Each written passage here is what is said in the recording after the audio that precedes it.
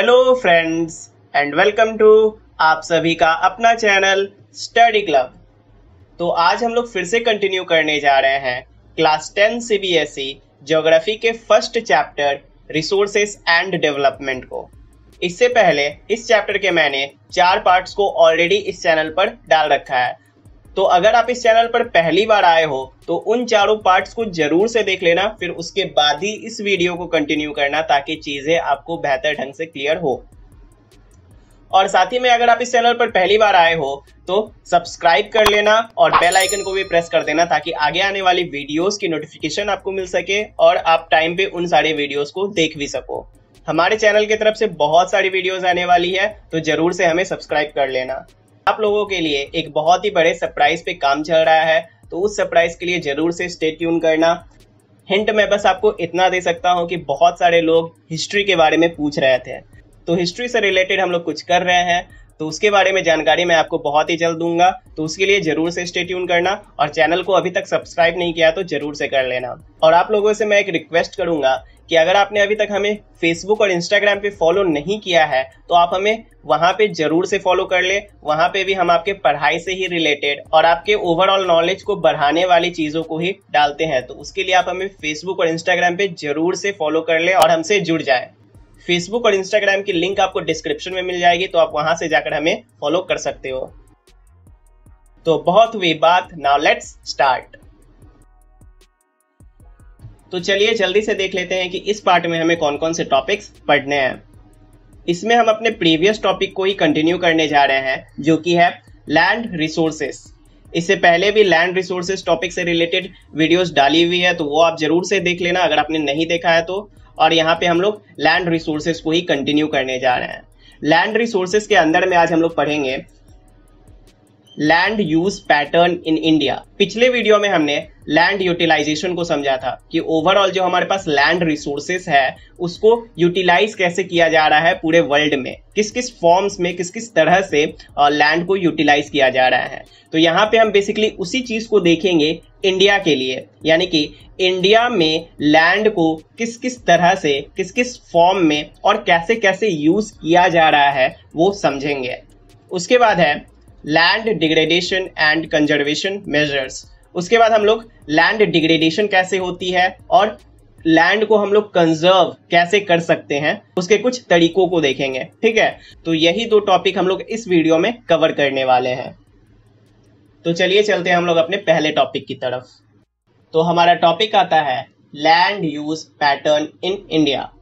Total geographical land of India 3.28 million square kilometre.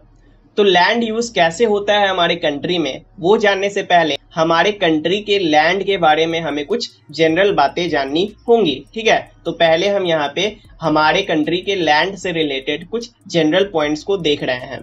तो India की जो टोटल ज्योग्राफिकल लैंड है वो है 3.28 मिलियन स्क्वायर किलोमीटर।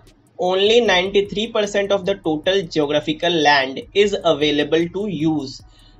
तो जो हमारा टोटल ज्योग्राफिकल लैंड है इंडिया का, उसका सिर्फ और सिर्फ 93% ही हमारे यूज के लिए अवेलेबल है। अब ऐसा क्यों है, तो इसके कुछ रीजंस हैं। रीजन नंबर 1 है some area of Jammu and Kashmir are occupied by Pakistan and China. तो जो हमारे कंट्री का जम्मू एंड कश्मीर है उसका कुछ लैंड एरिया वो ऑक्यूपाइड किया गया है पाकिस्तान और चाइना के द्वारा, तो उस लैंड को हम यूटिलाइज नहीं कर पा रहे हैं। इसलिए 3.28 मिलियन स्क्वायर किलोमीटर का सिर्फ और सिर्फ 93% ही हम लोग यूज कर पा रहे हैं। ठीक है, और इसका एक और रीजन है। रीजन नंबर 2 है land reporting / surveying of some north eastern states has not been done fully. तो जो लैंड रिपोर्टिंग होती है या लैंड सर्वे आप कह लो उसको, कुछ नॉर्थ ईस्टर्न स्टेट्स की लैंड रिपोर्टिंग या लैंड सर्वेइंग अभी तक नहीं हुई है पूरी तरीके से। तो क्योंकि पूरे तरीके से लैंड का सर्वे अभी तक नहीं हुआ है कुछ नॉर्थ ईस्टर्न स्टेट्स का, इस वजह से हमारे जो टोटल ज्योग्राफिकल लैंड है उसका सिर्फ और सिर्फ 93% ही हमारे पास यूज के लिए अवेलेबल है। The use of land is determined by 2 factors। हमारे पास जो भी लैंड प्रेजेंट है उसका हम लोग यूज किस तरह से करते हैं वो दो फैक्टर से डिटरमाइन होता है। पहला है physical factors like topography, climate, soil types. Second factor है human factors like population density, technological capability and culture and traditions etcetera. तो जो भी हमारे पास लैंड है वो दो फैक्टर्स पे डिपेंड करती है कि किस तरह से हम उसका यूज करेंगे। पहला हो गया फिजिकल फैक्टर्स जिसमें आपके टोपोग्राफी, क्लाइमेट, सॉइल टाइप्स आते हैं। दूसरा है ह्यूमन फैक्टर्स जिसमें आपके population density, technological capability and culture and traditions आते हैं। अब हमारा रियल टॉपिक आता है land use pattern in India. किस तरह से इंडिया की जो लैंड है वो यूज होती है या फिर किस किस फॉर्म में इंडिया की लैंड यूटिलाइज हो रही है, ये हम इसमें पढ़ने वाले हैं। सबसे पहले इंडिया की लैंड जो है वो पैस्चर्स के फॉर्म में यूटिलाइज होती है। अब पैस्चर्स क्या होते हैं ये ऑलरेडी मैंने आपको पीछे के वीडियोस में बता रखा है।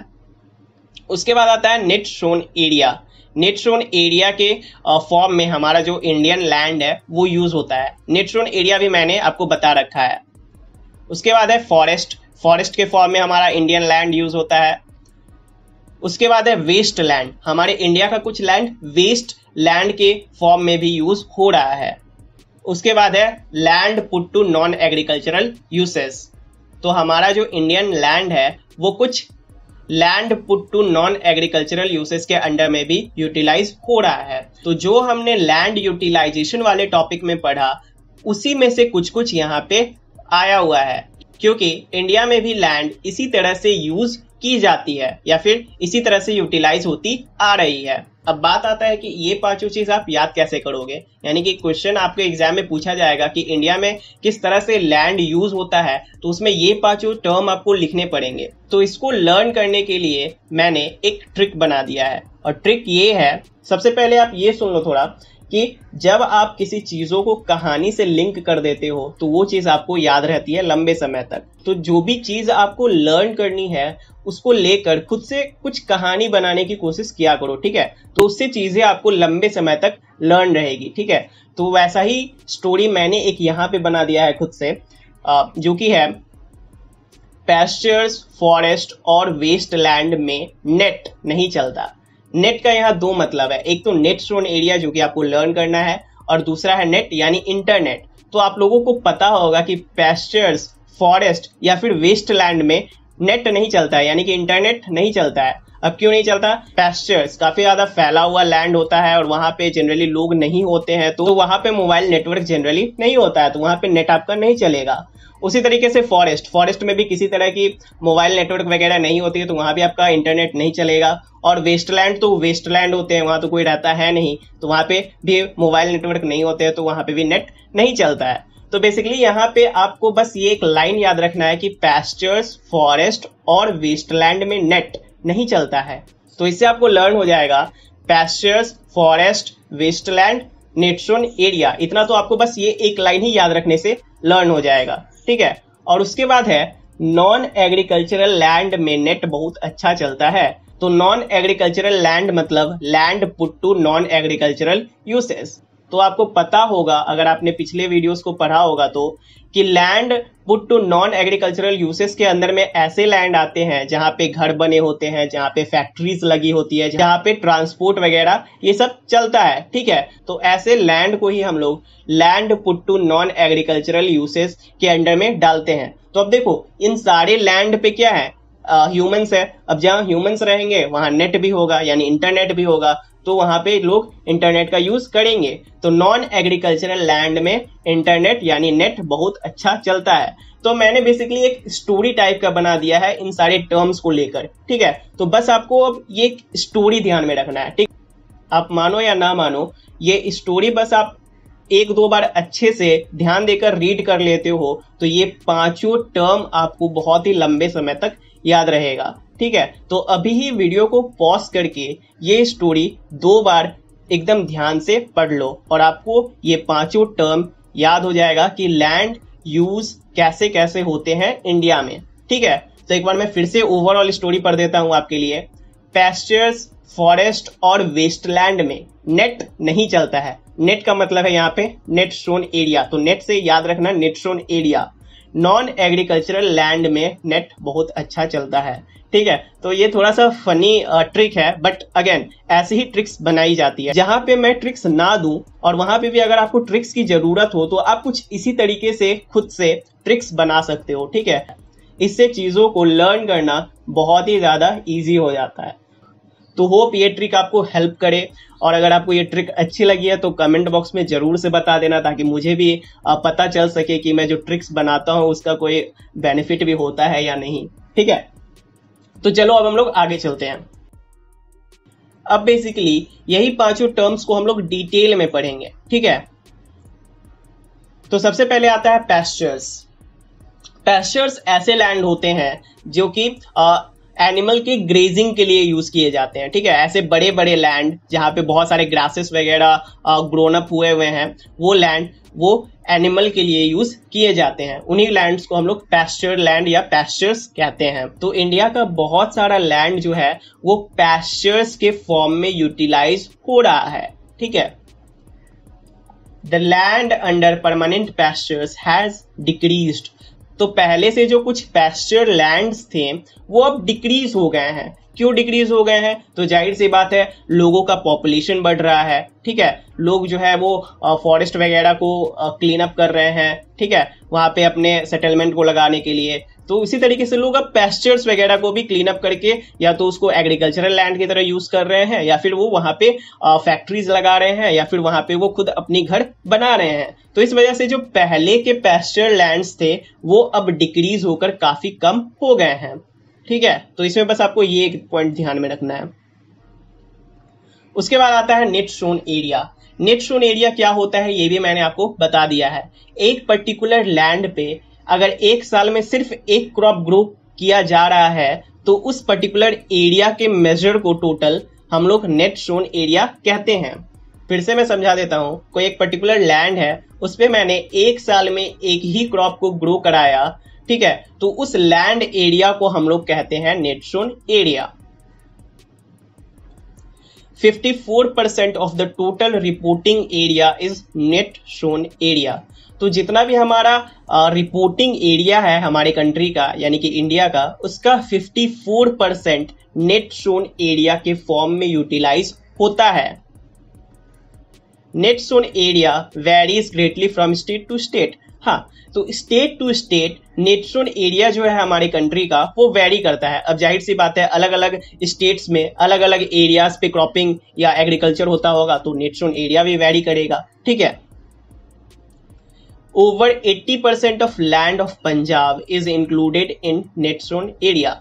तो पंजाब का जो लैंड है उसका 80% से भी ज्यादा पे एग्रीकल्चर होता है और वो नेट सोन एरिया के अंडर में काउंट होता है।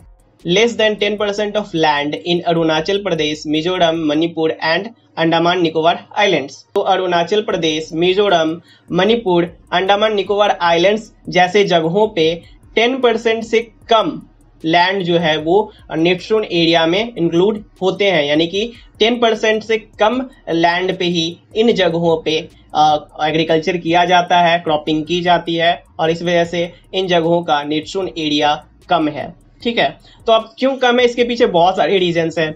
अरुणाचल प्रदेश और मिजोरम, मणिपुर, ये सब नॉर्थ ईस्टर्न स्टेट्स है, वहाँ के क्लाइमेट वगैरह कुछ अलग होते हैं। और फिर उसके बाद वहाँ पे असम वगैरह भी है जहाँ पे काफ़ी ज़्यादा बारिश होती है। ठीक है, तो इन सब कारणों से वहाँ पे क्रॉपिंग करना थोड़ी मुश्किल हो जाती है, जिस वजह से वहाँ का नेट सोन एरिया काफ़ी कम है।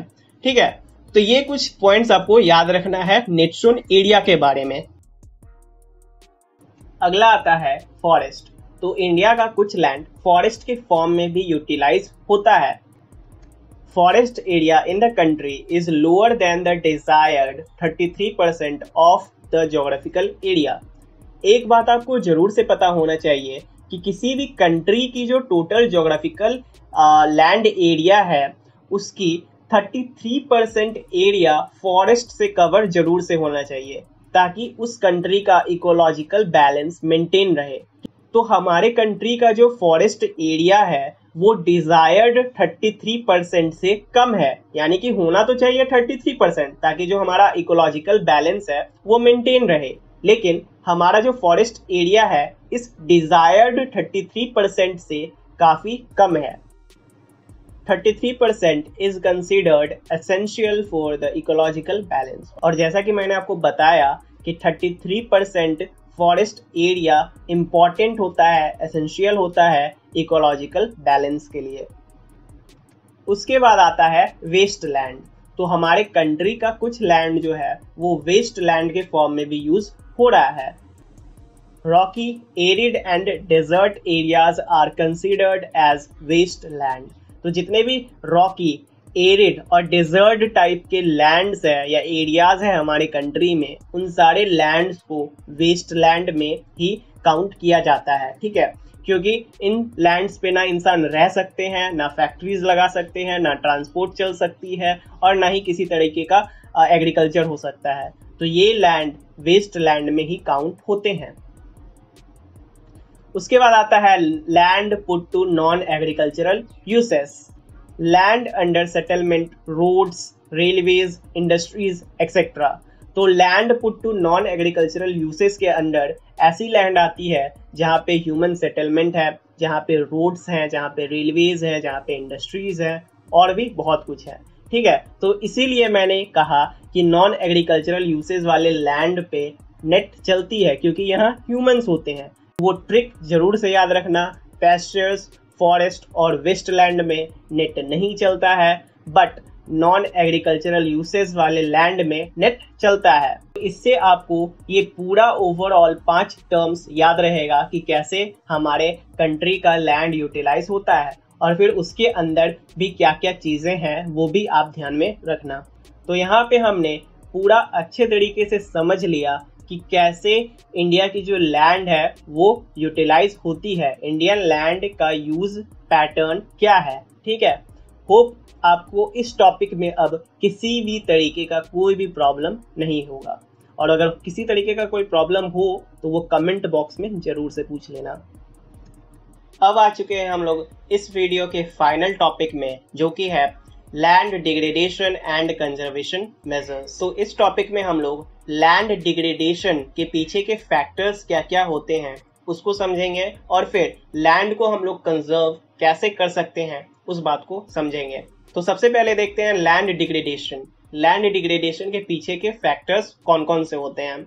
इसमें सबसे पहला है डिफोरेस्ट्रेशन। डिफोरेस्ट्रेशन की वजह से काफी ज्यादा लैंड डिग्रेडेशन होती है। अब कैसे होती है, लोग क्या करते हैं, इंडस्ट्रियल पर्पस से फॉरेस्ट के ट्रीज को काटकर इंडस्ट्रीज वगैरह में ले जाते हैं। ठीक है, अब फॉरेस्ट के ट्रीज को जब हमने काट दिया तो डिफोरेस्ट्रेशन हो गया। अब जिस जगह से हमने ट्रीज को काटा है वो जगह क्या हो गया, खाली हो गया है। अब वहां पे फिर से ट्रीज आने में काफी ज्यादा समय लगेगा, और जब तक ट्रीज नहीं आएंगे तब तक वो लैंड किसी भी तरीके से यूटिलाइज नहीं किया जाएगा। ठीक है, ना ही उसका यूटिलाइजेशन एग्रीकल्चर के लिए किया जाएगा, ना ही लोग वहां पे आकर घर बनाकर रहेंगे, ना ही किसी तरीके का इंडस्ट्री वगैरह वहां सेटअप किया जाएगा। तो जब तक फिर से पेड़ उस जगह पे ना उग जाए, ना ग्रो कर जाए, तब तक वो लैंड क्या है, वेस्ट हो रहा है। तो इस तरह से डिफोरेस्ट्रेशन के कारण लैंड डिग्रेडेशन होती है। उसके बाद सेकेंड फैक्टर है माइनिंग। माइनिंग के वजह से भी काफी ज्यादा लैंड डिग्रेडेशन होता है। कैसे होता है, माइनिंग कहाँ की जाती है, एक बड़े लैंड एरिया पे। ठीक है, माइनिंग के लिए लोग क्या करते हैं, माइनिंग में लोग क्या करते हैं, लैंड को डिगअप कर उसमें से सारे मिनरल्स को एक्सट्रैक्ट कर लेते हैं, और जब एक्सट्रैक्शन कंप्लीट हो जाता है तब उस लैंड को वैसे ही छोड़ दिया जाता है। तो अब उस लैंड का किसी भी तरीके से यूटिलाइज नहीं किया जाएगा, क्योंकि वो लैंड ऑलरेडी खुदी हुई है और उस लैंड में से अब माइनिंग भी नहीं होगी, तो वो लैंड अब वेस्ट लैंड है। ठीक है, तो इस तरह से माइनिंग की वजह से लैंड डिग्रेडेशन होता है। उसके बाद आता है ओवर ग्रेजिंग। ओवर ग्रेजिंग की वजह से भी लैंड डिग्रेडेशन होती है। ओवर ग्रेजिंग में क्या होता है कि एनिमल्स एक पर्टिकुलर लैंड के सारे ग्रासेस को खा लेते हैं। ठीक है, अब उस जगह पे फिर से ग्रास नहीं ग्रो करेगा। अब जब ग्रास ग्रो नहीं करेगा तो वो लैंड क्या हो गया है, खाली हो गया।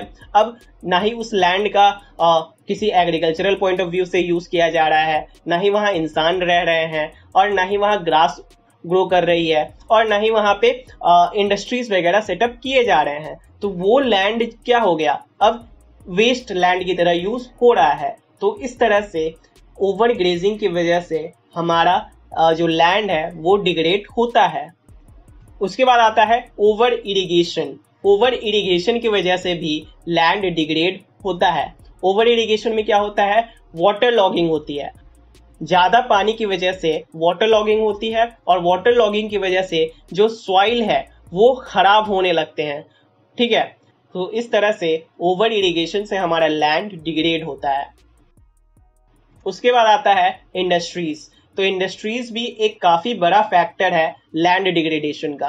इंडस्ट्रीज से लैंड डिग्रेडेशन कैसे होती है, तो इंडस्ट्रीज में अलग अलग तरीके के chemical waste, organic waste, inorganic waste generate होते हैं और इंडस्ट्रीज वाले लोग क्या करते हैं, उन वेस्ट प्रोडक्ट्स को या तो रिवर में डालते हैं और नहीं तो सेकंड ऑप्शन उनका लैंड ही होता है, किसी एक लैंड पे उनको डिस्पोज कर देते हैं। ऐसा डिस्पोज करने की वजह से जो हमारा लैंड है वो डिग्रेड होता है। ठीक है, यहाँ पे जितना भी लैंड डिग्रेडेशन का फैक्टर्स और किस तरह से वो लैंड को डिग्रेड करते हैं जो मैं आपको बता रहा हूँ वो मोर देन इनफ है। बट अगर आप इसको और भी अच्छे से पढ़ना चाहते हो और भी अच्छे से समझना चाहते हो तो ये जो टॉपिक आपके NCERT बुक में दी हुई है, land degradation and conservation measures, वो एक बार जरूर से रीड कर लेना, तो आपको और भी ज्यादा क्लैरिटी हो जाएगी इस टॉपिक की। ठीक है, लैंड कंजर्वेशन तो हमने देख लिया कि लैंड डिग्रेडेशन कैसे होती है। अब आता है कि हम लोग लैंड को कंजर्व कैसे कर सकते हैं। तो उसके लिए कुछ मेजर्स है हमारे पास जिनको कि हम अगर अपनाएंगे तो हम लैंड को डिग्रेड होने से बचा सकते हैं। सबसे पहला है इसमें एफोरेस्ट्रेशन। तो आपको पता है कि डिफोरेस्ट्रेशन से अगर लैंड डिग्रेड होता है तो एफोरेस्ट्रेशन से लैंड जो है वो कंजर्व होगा। ठीक है, तो एफोरेस्ट्रेशन से हमारा लैंड जो है वो कंजर्व होता है। उसके बाद है प्रॉपर मैनेजमेंट ऑफ ग्रेजिंग। तो क्योंकि ओवर ग्रेजिंग से लैंड डिग्रेड होती है, इस वजह से हम ग्रेजिंग का अगर प्रॉपर मैनेजमेंट करें तो हम लैंड को कंजर्व कर सकते हैं। उसके बाद आता है stabilisation of sand dunes bye growing thorny bushes. तो जितने भी सैंडी एरियाज है, जितने भी डेजर्ट वाले एरियाज हैं, वहां सैंड ड्यून्स बन जाते हैं सैंड से। ठीक है, उन सैंड ड्यून्स को हम लोग स्टेबिलाईज कर सकते हैं बाय ग्रोइंग थ्रोनी बुशेस। उसमें हम लोग थ्रोनी बुशेस ग्रो करवा दें तो वो जो सैंड ड्यून्स है हमारा वो स्टेबिलाईज हो जाएगा और इस तरह से हमारा जो लैंड है वो कंजर्व रहेगा। उसके बाद आता है proper management of waste lands. तो जितने भी वेस्ट लैंड है हमारे पास उनका प्रॉपर मैनेजमेंट किया जाए, उनको सही से मैनेज किया जाए। ठीक है, मैनेज करके उनको भी वेस्ट लैंड से किसी यूजफुल लैंड में कन्वर्ट किया जाना चाहिए। इससे हमारा जो है लैंड कंजर्व होगा। उसके बाद आता है कंट्रोल ऑफ माइनिंग एक्टिविटीज। तो इतना ज्यादा जो माइनिंग एक्टिविटीज हो रहा है उसको काफी ज्यादा कंट्रोल करने की जरूरत है अगर हमें लैंड को कंजर्व करना है तो। उसके बाद आता है proper discharge and disposal of industrial effluents. तो जितने भी इंडस्ट्रियल वेस्ट है, लिक्विड वेस्ट को हम लोग इफ्लुएंट्स कहते हैं, तो जितने भी इंडस्ट्रियल इफ्लुएंट्स हैं उनको सही तरीके से डिस्चार्ज और डिस्पोज किया जाना चाहिए और इससे हमारा लैंड जो है वो कंजर्व होगा। क्योंकि अगर हम उन्हें सही ढंग से डिस्चार्ज और डिस्पोज करेंगे तो लैंड पे वो चीजें डिस्पोज नहीं की जाएंगी और इस वजह से हमारा लैंड जो है वो कंजर्व हो पाएगा। तो इतने सारे कुछ मेजर्स हैं जिसके थ्रू हम लैंड को कंजर्व कर सकते हैं। होप आपको लैंड डिग्रेडेशन और लैंड कंजर्वेशन दोनों ही काफी अच्छे से समझ में आ गया होगा। तो यहीं पे हमारा आज का वीडियो एंड होता है। होप इस वीडियो में बताए गए सारे टॉपिक्स आपको क्लियर हो गए होंगे। एक दो बार आप रिवाइज करोगे ध्यान लगाकर तो सारा चीज आपको लर्न भी हो जाएगा। तो इसके लिए बिल्कुल भी कोई टेंशन मत लेना और किसी तरीके का प्रॉब्लम हो तो वो आप कमेंट बॉक्स में जरूर से कमेंट करके पूछ लेना। अब आपके चैप्टर रिसोर्सेज एंड डेवलपमेंट का बस एक सेक्शन बच रहा है, वो है सॉइल एज अ रिसोर्स, जिसमें हम लोग सॉइल के बारे में पढ़ेंगे। ठीक है, तो वो लेक्चर भी आप जरूर से देख लेना और ये वीडियो आपको कैसा लगा वो जरूर से कमेंट बॉक्स में कमेंट करके बताना, क्योंकि आपके द्वारा किए गए एक एक कमेंट हमें काफी ज्यादा मोटिवेट करते हैं काम करते रहने के लिए। मैं मिलता हूं आपसे अगले वीडियो में, तब तक के लिए पढ़ाई करते रहो। All the very best and bye bye.